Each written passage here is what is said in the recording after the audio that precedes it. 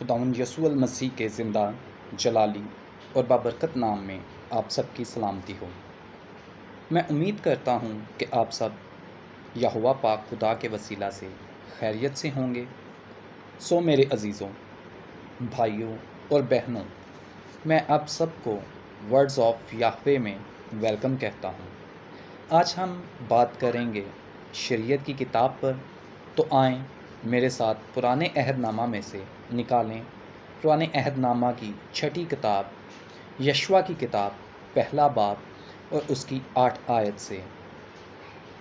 شریعت کی یہ کتاب تیرے منہ سے نہ ہٹے، بلکہ تجھے دن اور رات اسی کا دھیان ہو، تاکہ جو کچھ اس میں لکھا ہے اس سب پر تو احتیاط کر کے عمل کر سکے، کیونکہ تب ہی تجھے اقبال مندی کی راہ نصیب ہوگی اور تو خوب کامیاب ہوگا۔ آمین۔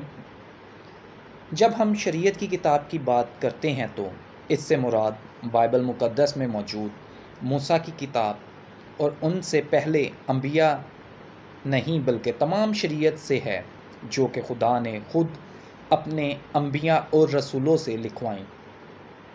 ان کتب کو لکھوانے والا خود خدا ہے۔ خدا نے خود یشوع سے کہا تھا کہ شریعت کی یہ کتاب تیرے منہ سے نہ ہٹے اور تجھے دن اور رات اسی کا دھیان ہو۔ آج بھی خدا ہم سب سے کلام کر رہا ہے، آج کی کلیسیا سے، بزرگوں سے، بچوں سے، مومنین سے، کہ شریعت کی یہ کتاب تیرے منہ سے نہ ہٹے۔ شریعت ہی ہمیں اچھے اور برے میں تمیز سکھاتی ہے۔ شریعت کی کتاب ہی ہمیں زندگی گزارنے کے اصول بیان کرتی ہے۔ آج کے دور میں ہم کوئی بھی چیز خریدتے ہیں تو اس چیز کو استعمال کرنے کے لیے کچھ انسٹرکشنز دی جاتی ہیں، کچھ قوانین بتائے جاتے ہیں۔ جب ہم ڈرائیونگ سیکھتے ہیں تو اس میں سگنل کے حوالے سے بک ملتی ہے، جس میں روڈ پر چلنے کے لیے پتھریلی جگہوں، شہروں، دیہاتوں کے سائنس اس بک میں ملتے ہیں کہ کس طریقے سے ہم نے ٹریفک قوانین کی پاسبانی کرنی ہے۔ اسی طرح خدا نے بنی نوع انسان کو زندگی گزارنے کے لیے یہ شریعت کی کتاب دی ہے کہ کن اصولوں پر چلتے ہوئے ہمیں اپنی زندگی کو گزارنا چاہیے۔ خدا آج بھی چاہتا ہے کہ ہم اس کے لہو کے خریدے ہوئے لوگ ہیں۔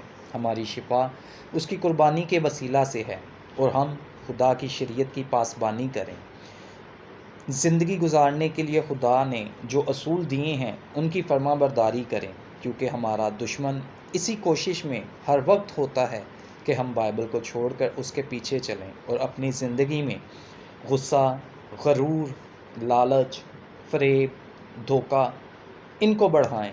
آج کل ہماری کلیسیا اسی دشمن ابلیس کے دھوکہ کی شکار ہے اور شریعت کی کتاب سے دور ہے۔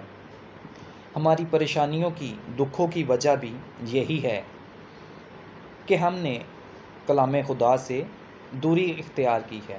ہم نے محض اس کلام مقدس کی کتاب کو بہت خوبصورت کپڑے میں ملبوس کر کے الماریوں کے اوپر یا گھر میں مخصوص اونچی جگہوں پر دھول اور مٹی پڑنے کے لیے رکھا ہوتا ہے، اور وہ دھول اور مٹی صرف بائبل کے لحاف پر ہی نہیں بلکہ ہمارے دلوں اور ہماری عقلوں پر بھی پڑ رہی ہوتی ہے۔ اگر ہم اپنی زندگی میں روحانی ترقی چاہتے ہیں، زندگیوں میں سکون چاہتے ہیں، تو ضرورت ہے کہ آج بائبل کو کھولیں، اس شریعت کی کتاب کو پڑھیں، اور نہ صرف پڑھیں بلکہ خداوند کے حضور فریاد اور منت کریں کہ خدا ہمیں اس پر عمل کرنے کی توفیق دے، ہمارے دلوں اور ذہن پر اس کلام کو نقش کرے جو ہماری زندگیوں میں روشنی کا باعث بن سکیں، کیونکہ جب ہم اپنے گناہوں کا اقرار کر کے خدا کی طرف قدم بڑھاتے ہیں تو خدا ہمیں تھام لیتا ہے۔ وہ ہمارے گناہوں کو دھو کر ہماری زندگیوں کو نکھار دیتا ہے۔ ہمیں ہر صورت میں خدا کے حضور جھکنے کی ضرورت ہے، اس کی رہنمائی کی ضرورت ہے، کیونکہ ہماری زندگی خدا کے حکموں میں ہی ہے۔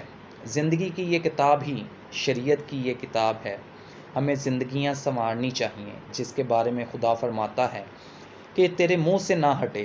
زندگی کی یہی کتاب ہمیں محفوظ کرتی ہے۔ میرے عزیزوں، آئیں عہد کریں کہ ہم شریعت کی اس کتاب پر عمل کریں گے اور خدا کے فرما بردار بنیں گے، جیسا خدا ہم سے چاہتا ہے۔ اگر آپ کو آج کا یہ چھوٹا سا میسج اچھا لگا ہو تو اس کو لائک اور شیئر کریں اور بیل آئیکن کو پریس کریں تاکہ ہر آنے والی ویڈیو کا نوٹیفیکیشن آپ کو مل سکے۔